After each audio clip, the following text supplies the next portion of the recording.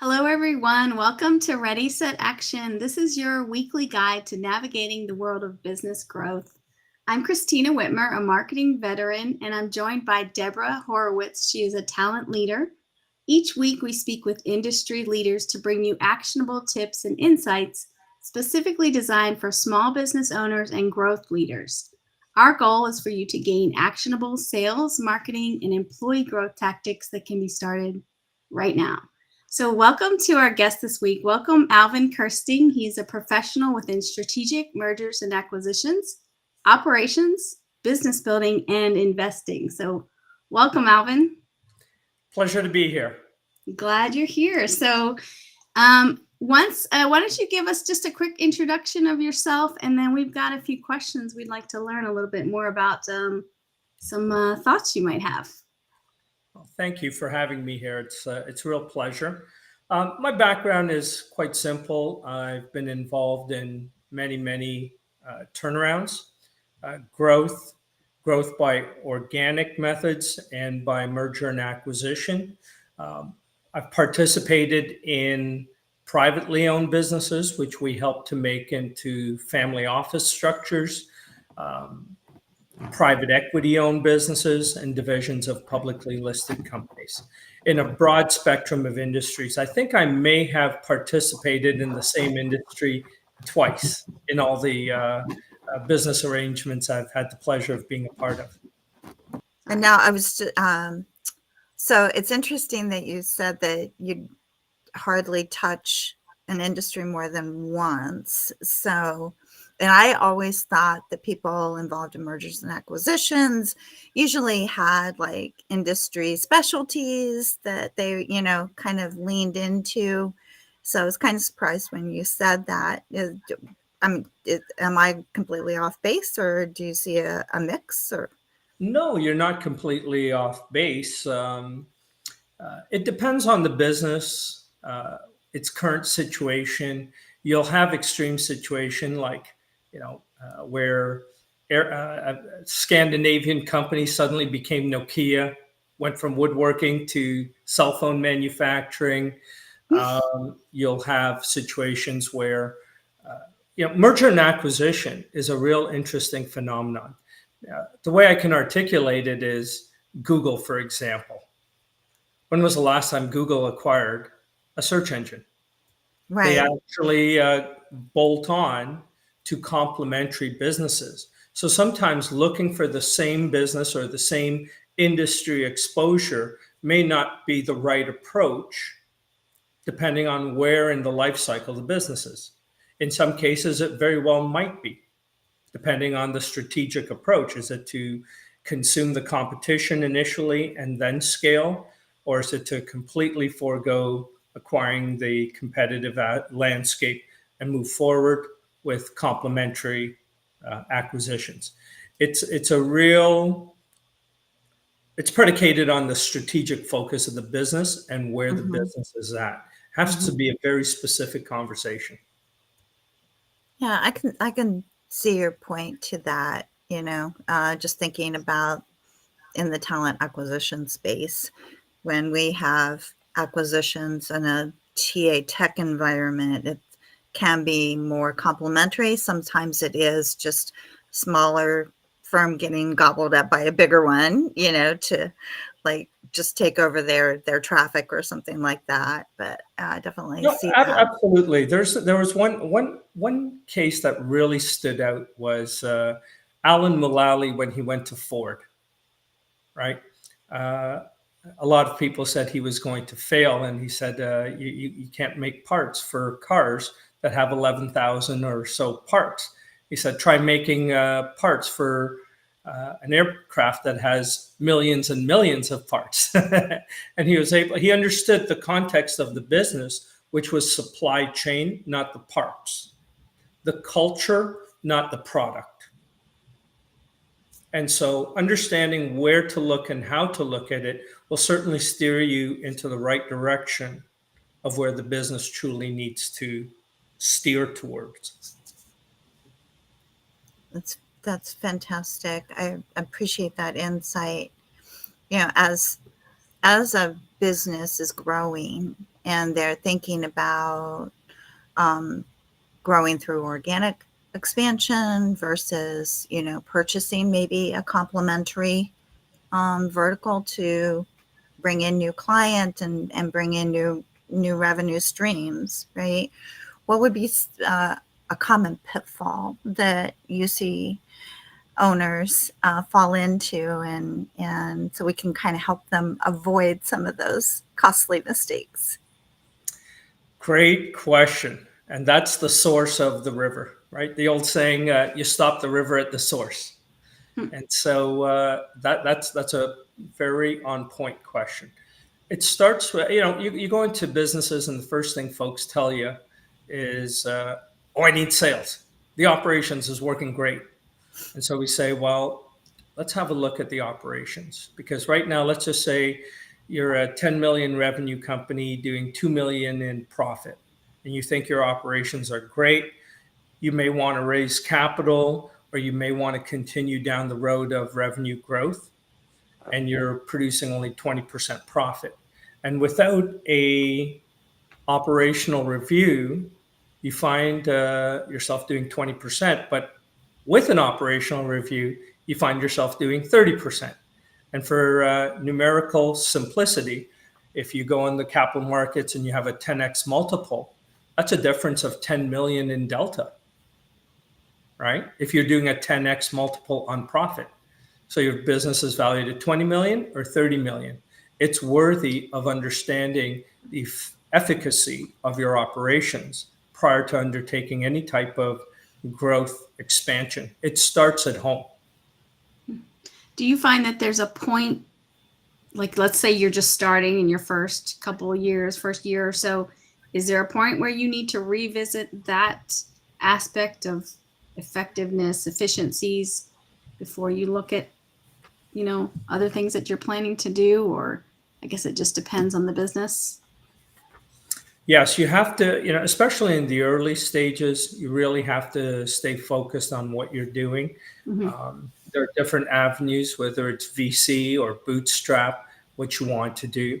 I advise a company in the early stage that's acquired a vast amount of clients and recommended joint ventures so as to utilize their asset, which was really their client base.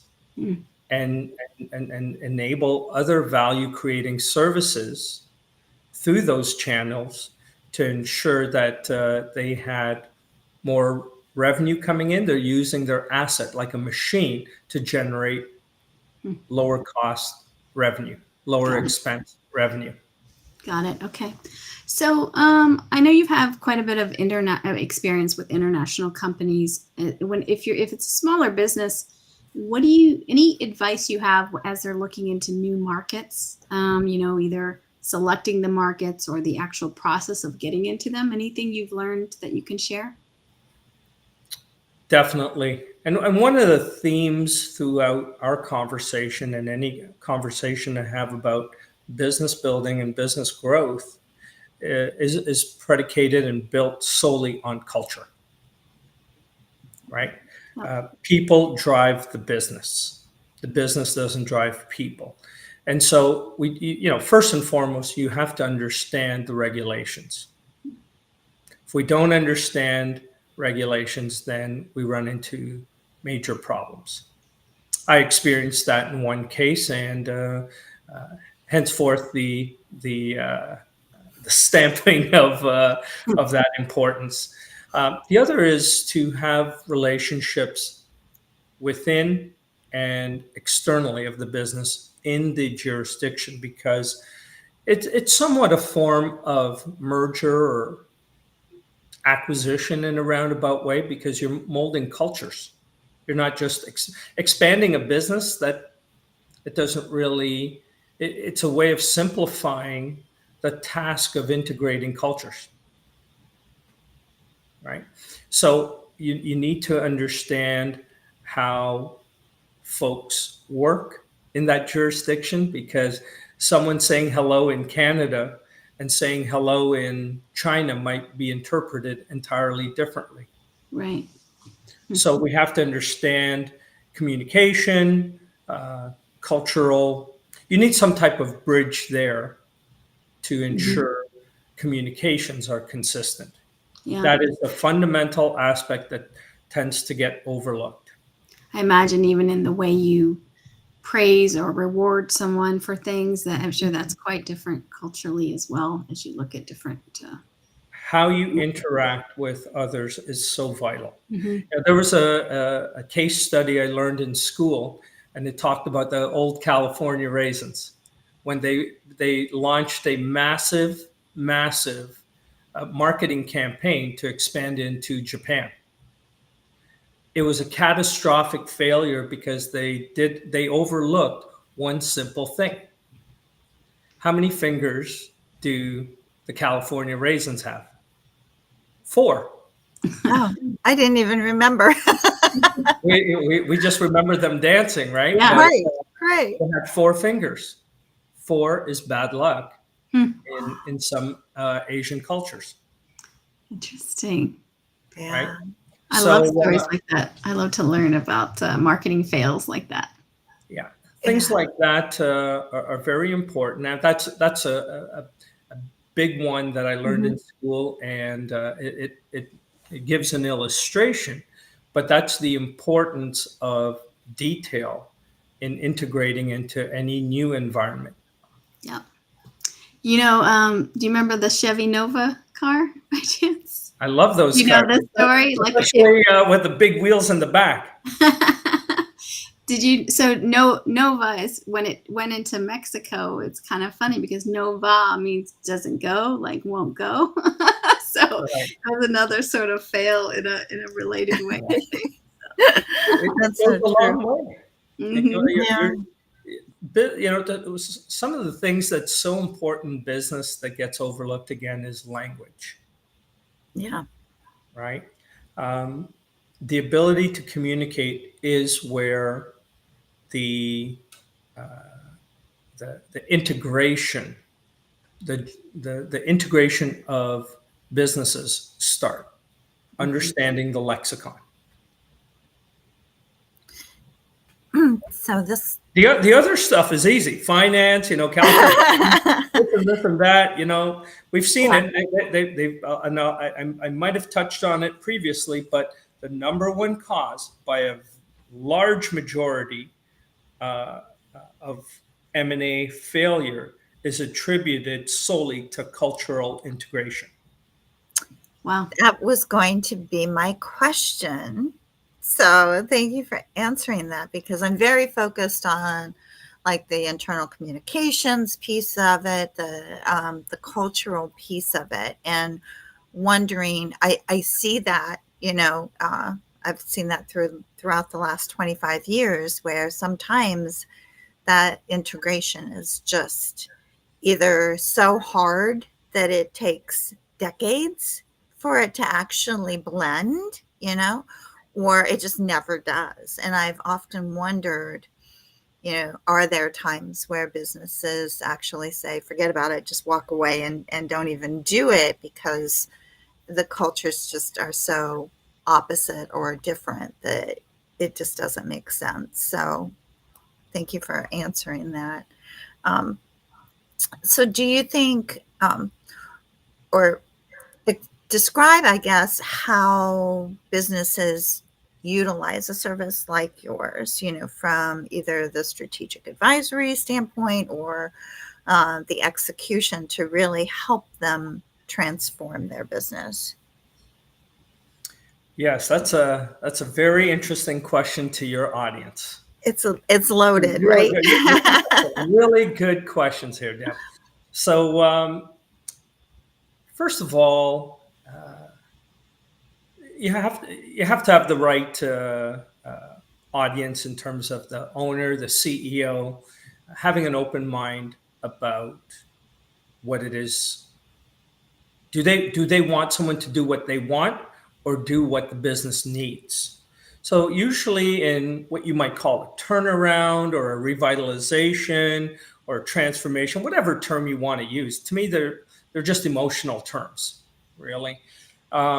There has to be interest in truly understanding what the business needs versus what you think it wants. I'll give you an example. In one case, I had a chat with one of the business owners, and he said, I need more sales. You got to get me more sales. That's what we need to turn the company around. I said, what if I said we could unlock 50% more profit from the sales that you have? That will enable and propel the existing business to accelerate faster, right? He said, I'm all in. I said, Sure. what Yeah. do you do? I said, what kind of business do you do? And at the time, it was a CNC machining company. I've turned around some CNC machining companies. And the long story was, he said, we do CNC machining. And I grilled and grilled and grilled. I said, what does that mean? He said, well, we do machining. I said, how do you quote it? Do you put on the quote machining? He said, no, we do time. I said, do you also do materials? He said, yes. I said, how do you do those things? He said, well, we have knowledge about it. And we kept drilling. And the long and short of it was they read drawings and they have relationships with the supply chain. That was the essence of their business. All these things about machining and tech and ERP and blah, blah, blah went out the door. It was an easy, bite-sized solution that could be conveyed to the rest of the company. So understanding the currency of your clients, right, was the next step. Now we understand what we do. What's the currency of our clients? Our clients want one-stop shopping. So that steered us to vertical integration. Well, we couldn't vertically integrate if we didn't understand what we do. And so we started to work backwards. And effectively, we understood we are readers of drawings that build strategic relationships with supply partners. As a result, the management team, I'm sure there are questions coming about that, but at a high level, was able to consume a simple and effective understanding of what they do. You ask them, do they read drawings? Everyone said they do. Everyone has relationships with the supply chain. That's what we interact with. And understanding that and having that type of conversation is really the spark that sets forth the fire, right, of revitalizing, transforming, understanding the business. You have to understand the business. That's interesting. When we understood that we read drawings and we have relationships with supply chain, right, we knew where to focus our efforts. So the question was, can you read welding and fabrication and all these other engineered drawings? Do you understand the regulations? They're similar, Lloyd's of London to ISO and so on and so forth. The answer is a resounding yes. So now we took a fear and converted it into an opportunity. That's awesome. Yeah. I know that rings true to you, Kristina. From the marketing perspective, it's drilling down and understanding, what message can be conveyed to the audience. Make it simple. Yeah.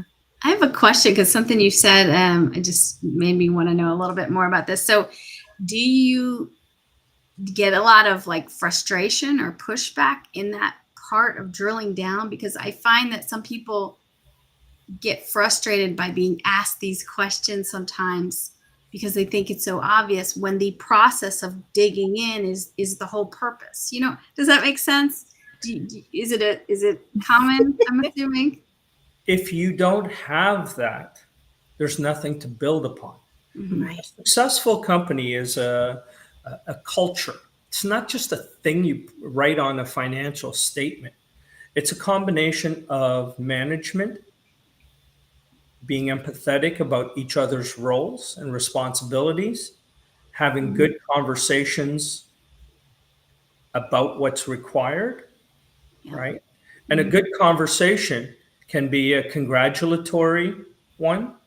Mm-hmm. And we all know it's absolutely one that requires a little bit of grinding, Yeah. right? It requires some friction. Mm-hmm. Otherwise, it's like saying, you know what? Yeah, we all agree. Well, I used to drive people crazy because I'd say, hey, I got a great idea. I'd like to share it. They say, okay, go ahead. We spend 15 minutes, 20 minutes celebrating it.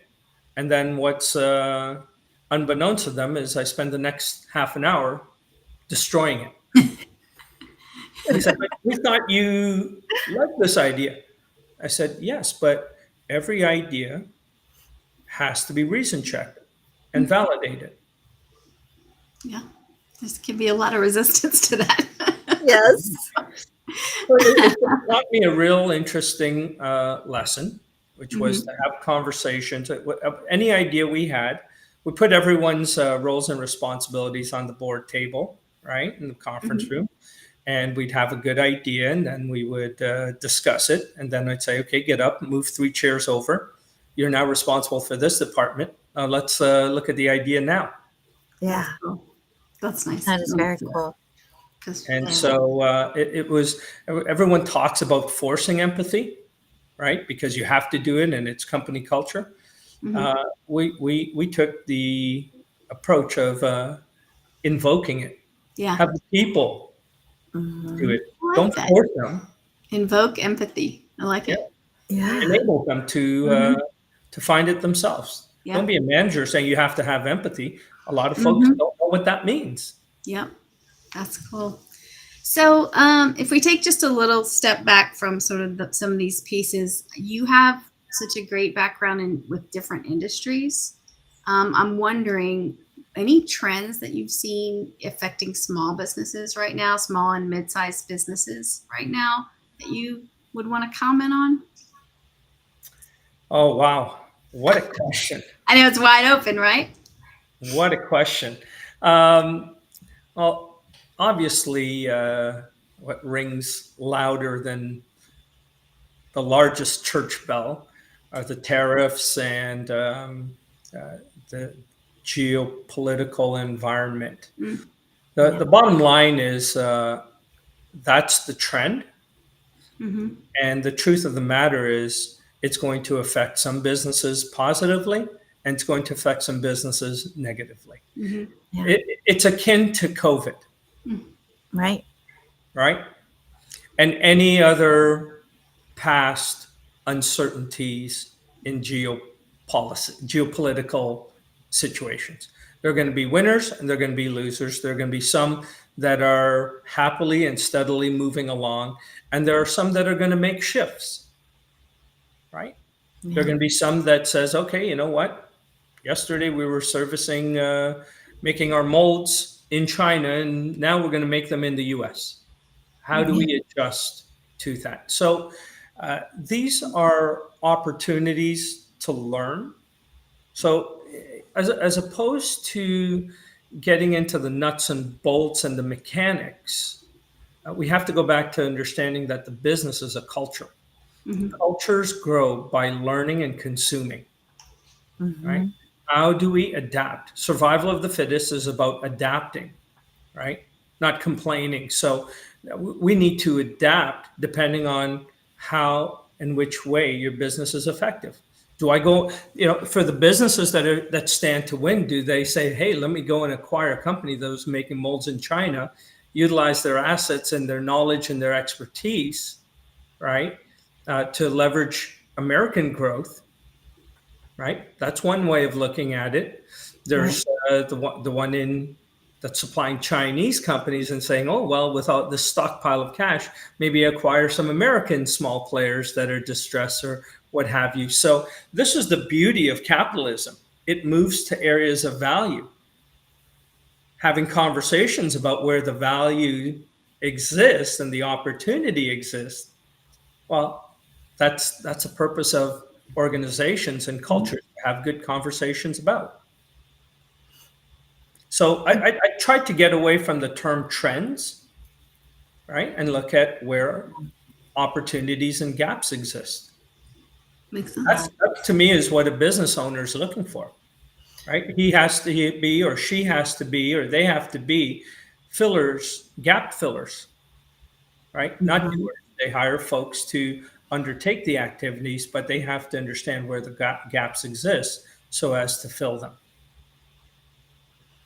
Do you see right now, because of the climate and the, I guess, the insecurity about the tariffs and all of those things, do you see that there's a trend right now to just stay in the lane that the company is in and not take that risk? Or how do you advise an organization that might be looking at, okay, we want to grow, we want to put something aside for for allocate some capital for that growth, but we're so worried about our current financial stability right now?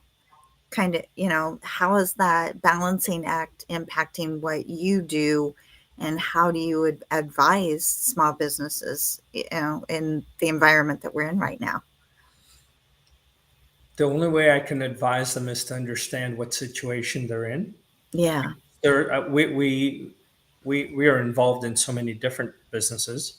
Mm-hmm. There are some that want to grow on the capital markets. There are some that want to hang tight because of the uncertainty. So all of the above uh, are true. Is there insecurity? I don't think I would use the term insecurity. I would use the term of understanding where the business is, right? Because our environment, our society, our capital markets are built on approaching things from a position of strength, not insecurity. Right. So that goes right out the door. Position of strength doesn't have to be being on the cover of Forbes saying I just grew $5 billion, Yeah. right?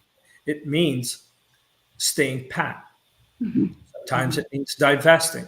Again, this is the learning experience.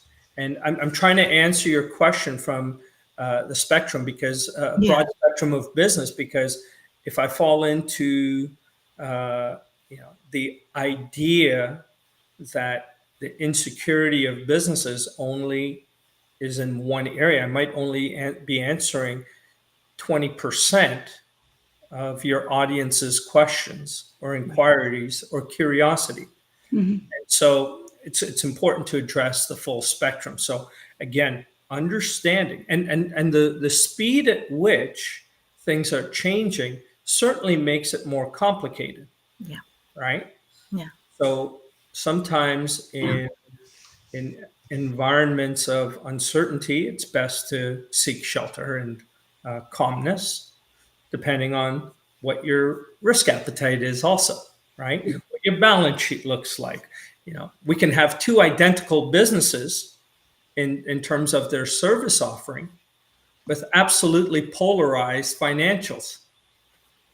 Yep. So then, how do we answer that question? I know I'm being ambiguous, but it's important to be ambiguous in this so that we don't mislead the audience into going down one Right. pathway of thinking, but forcing them to also think about their Mhm. situation. Yeah. Oh, that's a good point, because it does force them to say, well, where am I in the mix?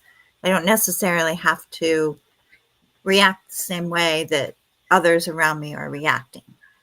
Absolutely. I have to stay focused on what's important to me and my business, and how making decisions on how we move forward. So, yeah, I Mhm. appreciate The name of the game here is to empower and encourage your audience. It's not to get them to find the answers here. Yeah. The objective is to have folks think. I was told at a young age by a very senior fellow that, Alvin, everything you need to know, you already know. You just need to access it. Well, if folks have built a powerfully strong business, well, they already have the answers. They just need sometimes to access it. And having that mindset shift is so important to them. Mm-hmm. And sometimes where I come in my advisory is that I help them get there. Mm-hmm. Cool. So my experience has been more as a facilitator as opposed to the doer. Mm-hmm. Right. I just ask questions that reason check and validate the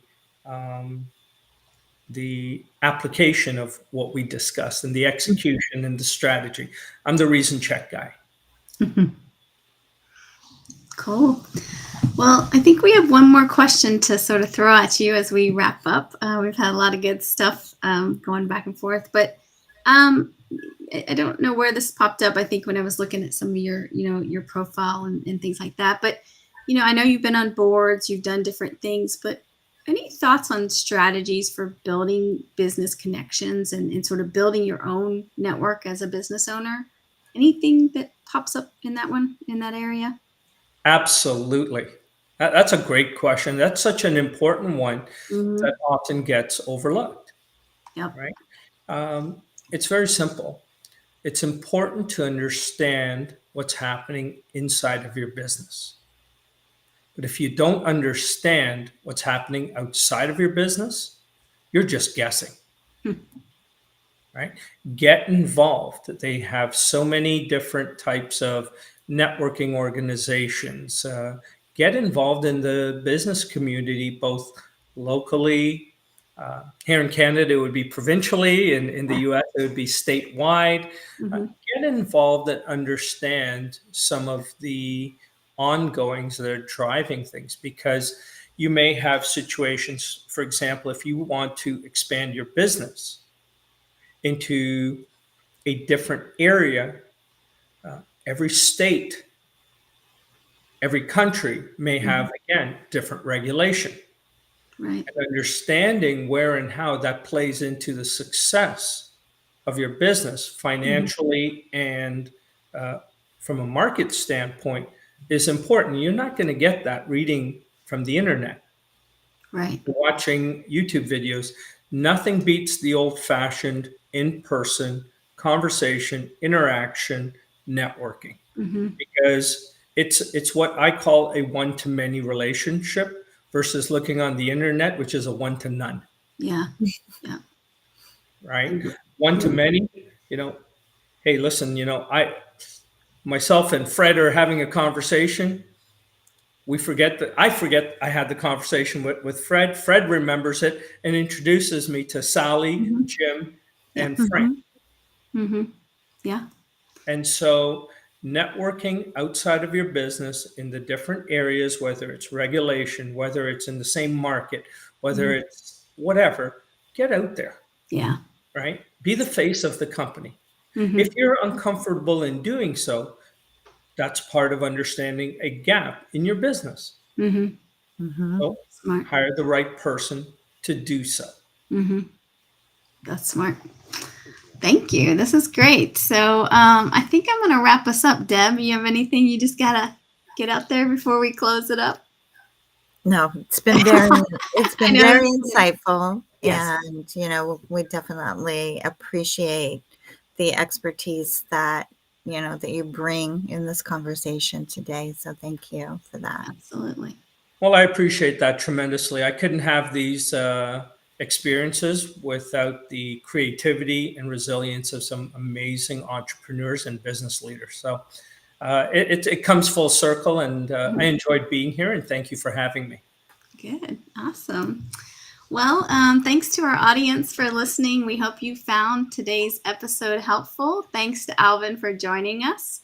You guys don't forget to follow us on LinkedIn or YouTube. We also stream the podcast on Spotify and Apple so that you can catch Ready, Set, Action any way you want to. So we will talk to you next time. Kristina, before we part ways, may I share a wonderful Texas parting expression I learned? Yes.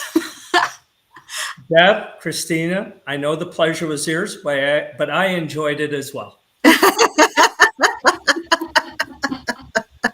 How appropriate.